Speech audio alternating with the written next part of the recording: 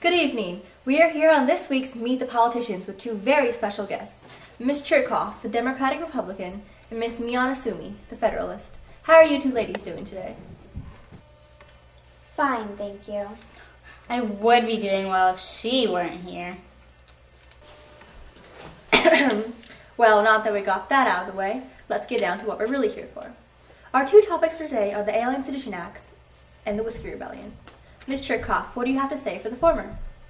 First of all, I would just like to say that the Alien and Sedition Acts are a disgusting violation of one of mankind's unalienable rights, and... Excuse me, I happen to disagree with...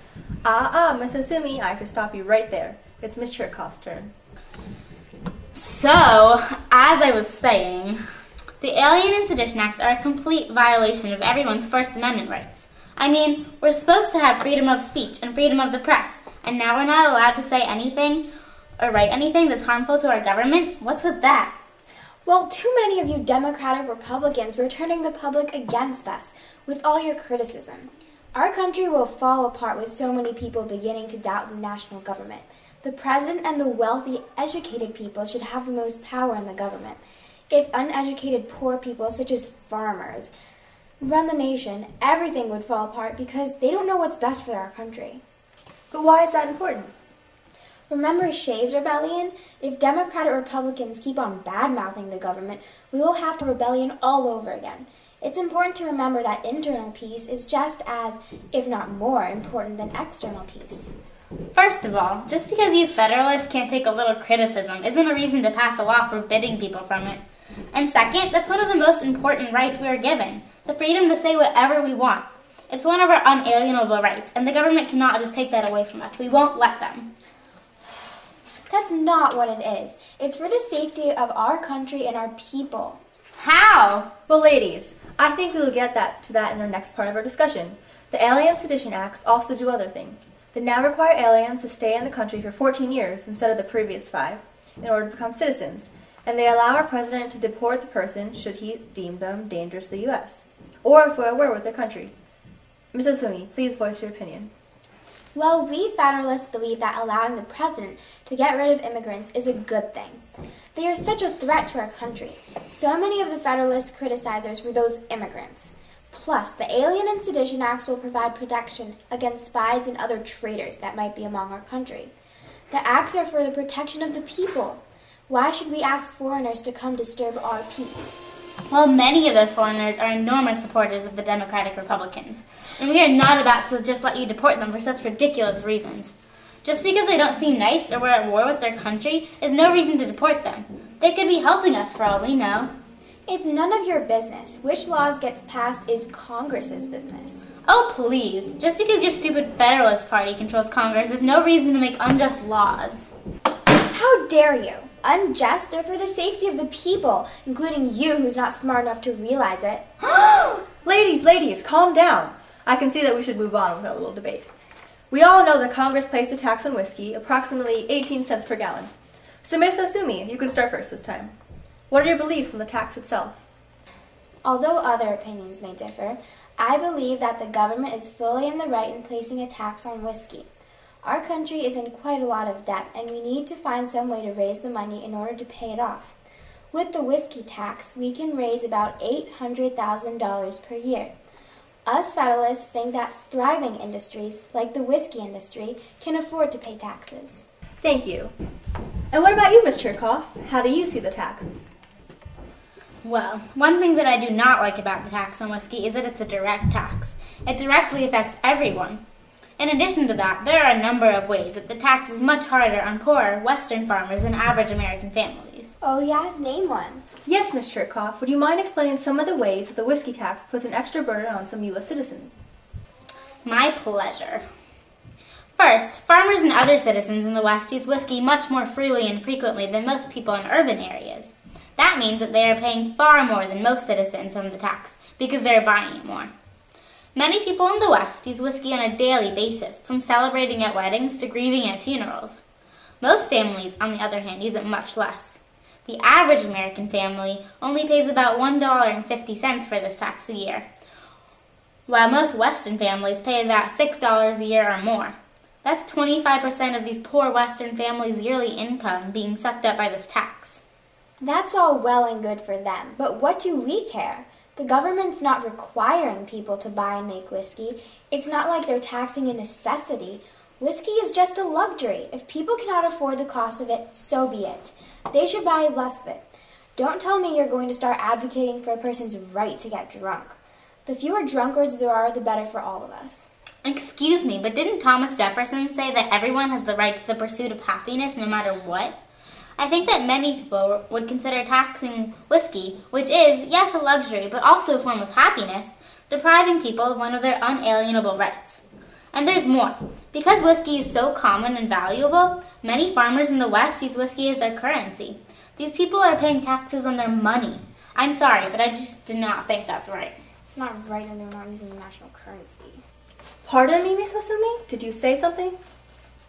I said that they should be using a national currency anyways. It's better for them and the unstable economy. Good point. Is there anything else you'd like to add, Ms. Cherkoff? Plenty, but not on the topic of currency. Many of these farmers in places such as western Pennsylvania and the Carolinas farm products such as wheat or rye, which can be easily turned into whiskey. In fact, it's easier for these people to turn their crop into alcohol because it weighs less, is easier to transport, and sells for more money when it's in its liquid form. Having to pay a tax on the whiskey that they make almost outweighs all the benefits of making it in the first place. Again, none of that is the government's fault. If these people want to use more whiskey than other people, that's up to them. But then don't go blaming the government for putting an unfair tax on them. Okay, so we've discussed what the whiskey tax is and educated our audience as to where, how, and why the two sides disagree. Now, let's move on to what occurred because of the disagreement, the Whiskey Rebellion. Why don't you ladies give our audience a little background information on the issue so we can understand the arguments? So, because many of these farmers thought that they were being treated unfairly, they decided to stand up for what they believe in, a very noble action. But these protests were violent. This is unacceptable. You tarred and feathered the government's tax collectors and burnt their homes. These farmers have no right to break the law.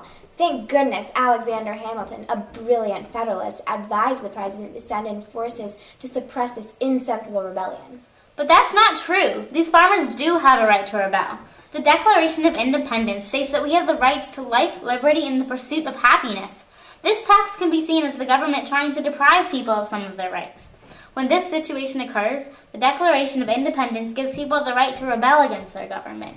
But if Washington hadn't crushed the rebellion immediately like he did, it would have showed weakness of the government to the public and invited people to rebel for every little thing that they didn't like about the new government.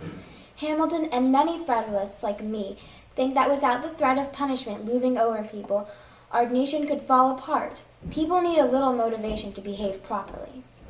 Have a little faith in the human race. Like that will do any good. Well, thank you both for this wonderful, interesting, in-depth discussion. I hope that everyone watching this debate enjoyed it and learned from it. I know I certainly did. Have a good rest of the week, and don't forget to tune in next Thursday for the next Meet the Politician. Thank you and good night.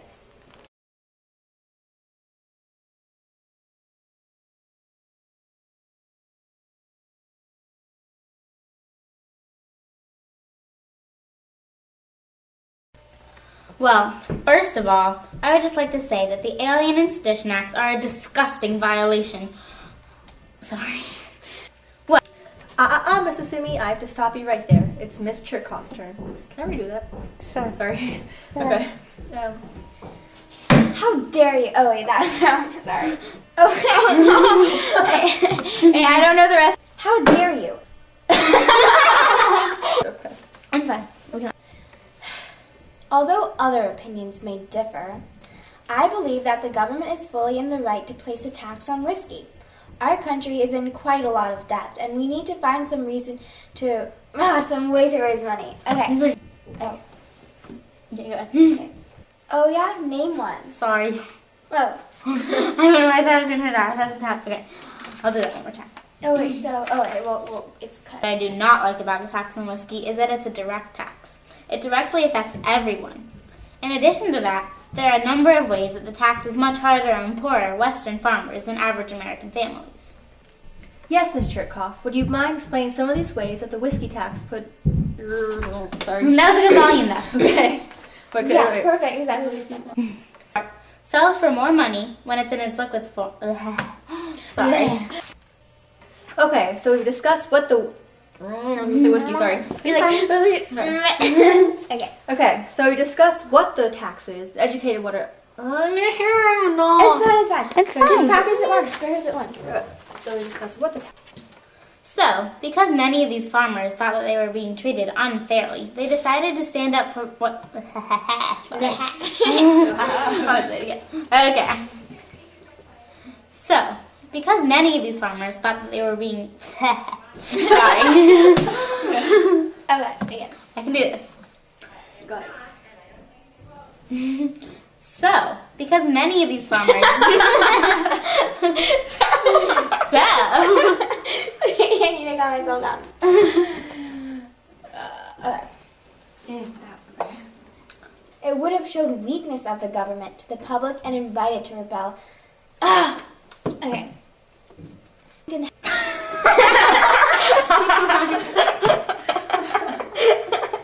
I like the last line you said. Have faith in the human race. Like, that'll do it. Have a little faith in the human race. Okay, so I'm trying to suppress it. It's okay. Have a little faith in the human race. I'm having so much trouble with this line. Have a little faith. Have a Okay, little I'm faith sorry. in the human race. Like that will do any. Okay, let's Have a little faith in the human race. Maybe we should do this separately because whenever I see you saying that line, it makes me laugh. Yeah. Okay, so do it separately. Okay, So yeah. I'll do a close up on you. Here. I can't do it. I'll zoom in. I think that will do any good. Yeah, I can do it without watching.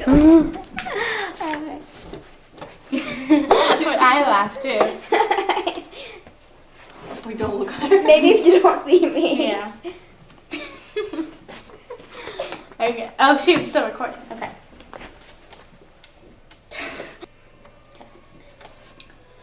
Have a little faith in the human race. Have a little faith in the human race. Like that will do any good. Well, thank you both for this wonderful in-depth discussion. Long. Okay. Wow, okay. Whenever you want. Oh, it's already on. Yeah. Okay. Went for a click. No!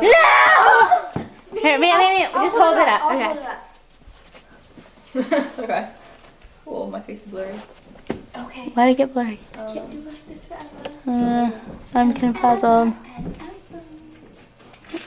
Whoa, there we go. Okay. Make some face, okay. Okay. Go ahead.